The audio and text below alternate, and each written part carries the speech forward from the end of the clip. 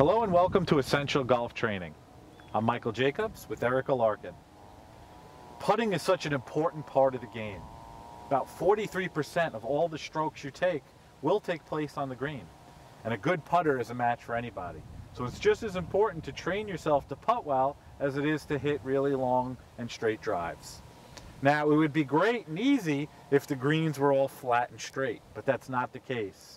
Depending on the course you're playing, there's tremendous amounts of undulation and slope changes, and it's things that you have to be able to judge and accommodate with your stroke or your putting.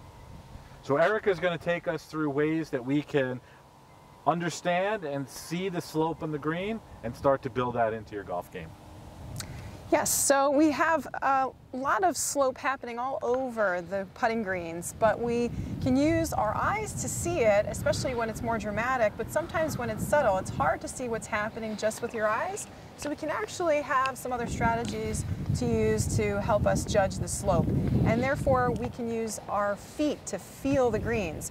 So what I recommend is walking up in between where you're putting from, near the hole about halfway, and actually standing about shoulder width and feeling some first side tilt. You're basically feeling to see if you can sense if one foot is lower than the other, or if you can tell where the downhill area is. Wherever downhill is going to be where the ball is going to want to fall and roll towards, and therefore that's what we can call break in the putt. So once we have determined the break direction, we can also judge how much we think it's going to break. Are we feeling a flat area, a small amount of tilt, or a large amount of tilt?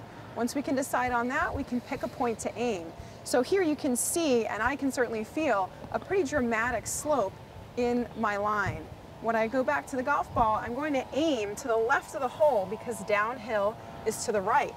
So we've positioned a ball as a reference point out to the side of the flagstick, and that's where I'm going to be lining up my putt and aiming my body to putt towards to compensate for what's going to happen with the break of this putt. You can always line up your putt using the logo on the golf ball, and certainly then matching your body and your putter to that space. Once you have addressed the ball and you've lined up to your aim point, you want to figure out how hard you need to putt to make the slope and the break match up. So I'm going to putt downhill here, and imagine I'm going to leave the ball about halfway between me and the flag and let the slope take it the rest of the way.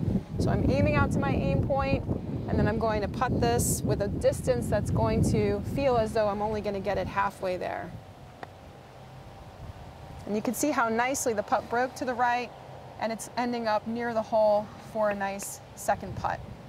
So that's a great quick way of reading a putt, feeling for slope, and then going ahead and judging your line. So this was a pretty severe example, and like you said, it's important for people to start to use their feet when they see and it's not as subtle. And then one of the great tips that I always use when I was playing is we often play the same golf course a lot.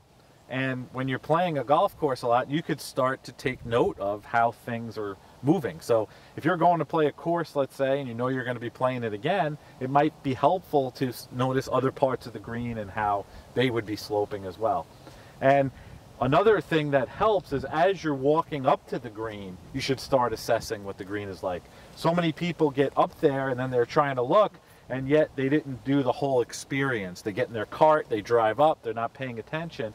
And you want to look at your surrounding areas, because they're going to design a golf course to drain its water well. And in order for it to drain, there's definitely going to need to be ways that the slope would have water run off as well. So you want to take a look at your surrounding area and follow a lot of that advice that Erica gave you, and I think you'll do a much better job at assessing the slope on the green.